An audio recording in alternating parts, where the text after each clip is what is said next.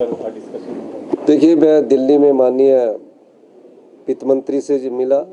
वित्त मंत्री जी से मैंने अनुरोध किया कि जो प्रदेश की 16 फाइनेंस कमीशन द्वारा अगर आरडीजी मिलनी है तो वो 5 वर्ष में इक्वल मिले। पिछली बार 15 फाइनेंस कमीशन ने 40,000 करोड़ रुपए के करीब आरडीजी दी। जब उन्होंने 40,000 करोड़ के करीब आरडीजी दी तो 20-21 में जब जयराम ठाकुर जी की सरकार थी तो 11,000 के करीब आरडीजी मिली। 22-23 में वो 10,000 करोड़ होगी, 23-24 में 9,000 करोड़ होगी, 24-25 में वो 6,000 करोड़ होगी और इस वर्ष 25-26 में वो सिर्फ 3200 करोड़ होगी। यानी कि पिछले वर्ष की जो आरडीजी से भी हम 3,000 करोड़ रुपए आए। और जब हमने फिस्कल डिसिप्लिन की बात की थी, फिस्कल प्रूडेंस की बात की थी, सब लोगों ने हमारे पर सवाल उठाए थे। जब हमने ट्रेजरी को ठीक किया था तो 4-5 दिन ट्रेजरी ठीक करने के कारण सैलरी और पेंशन नहीं मिली थी। आज हमें 3,000 करोड़ रुपया कम मिलने के बाद भी हम किसी प्रकार की तंगी प्रदेश के लोगों को नहीं आने दे रहे हैं, क्योंकि जब कोई चेंजिंग आती है, व्यवस्था परिवर्तन जब होता है तो उसमें थोड़ा ठीक होने के लिए टाइम लगता है। तो मेरा ये मानना था कि मैंने उनसे बात की कि वो टेपरिंग ना हो। टेपरिंग का मतलब है कि एक वर्ष ज़्यादा मिल गई, फिर दूसरे वर्ष कम होगी, फिर तीसरे वर्ष कम होगी और चौथे वर्ष और कम होगी। हमने बोला उसको इक्वल रखा जाए। 16 फाइनेंस कमीशन की रिकमेंडेशन का मुझे ज्ञान नहीं है। दूसरा, हमने कहा कि जीएसटी से प्रदेश को बहुत नुकसान हुआ है। 2017 से पहले जब जीएसटी नहीं लगा था तो वैट और एक्साइज के रूम में हमें 4,000 करोड़ रुपया आता था।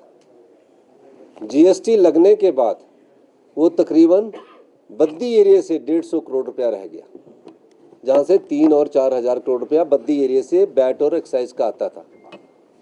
भारत सरकार ने उसके लिए जीएसटी कंपनसेशन सेस दिया हर साल। 2017 से लेकर जून 2022 तक उन्होंने हमें 3200 करोड़ रुपया हर साल दिया। अब वो 5 साल बाद बंद हो गया। फिर उसके बाद इन्होंने जीएसटी का रैशनलाइजेशन किया तो हमारे पास जो जीएसटी सबसे ज़्यादा आता था वो सीमेंट इंडस्ट्री से आता था। वो 28% से घटाकर 18% कर दिया, तो उससे भी हमको नुकसान हुआ। और हम कभी भी जीएसटी का फ़ायदा प्रदेश की सरकार को कभी भी भविष्य में आने वाले 100 सालों में नहीं होने वाला। ना हिमाचल प्रदेश को होने वाला है, ना ही नॉर्थ ईस्ट स्टेटों को होने वाला है, क्योंकि जीएसटी जो है वो कंज्यूमर बेस्ड है।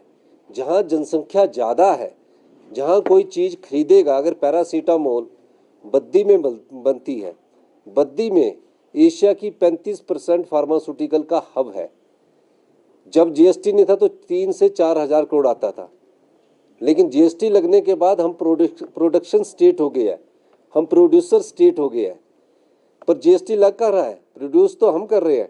अगर पैरासीटामोल अगर वो वेस्ट बंगाल, महाराष्ट्र, यूपी में खरीदी जाती है, लोगों द्वारा खरीदी जाती है, तो जीएसटी तो वहाँ लगा। हिमाचल प्रदेश में जो जीएसटी उस समय लगेगा उस जितनी हमारी पॉपुलेशन खरीदेगी, तो हम कभी भी जीएसटी का हमको फ़ायदा नहीं होगा। और नॉर्थ ईस्ट स्टेट्स, हमने बोला हिल स्टेट्स के लिए अक्रॉस द कंट्री आपको ऐसी योजनाएं बनानी पड़ेगी जिससे वो स्टेट भी सस्टेन करें। इस मुद्दे को हमने उठाया। तीसरी हमने बात कही कि जो डिजास्टर के पैरामीटर्स हैं, जो DRI है, डिजास्टर रिस्क इंडेक्शन है, नहीं इंडेक्स है, डिजास्टर रिस्क इंडेक्स जो है DRI, उसको परिवर्तन करने की बात है। उसमें क्या है, 70,000 रुपया अगर डिजास्टर में रोड का नुकसान होता तो यूपी वाले को भी मिलता है किलोमीटर का और हिमाचल को भी मिलता है।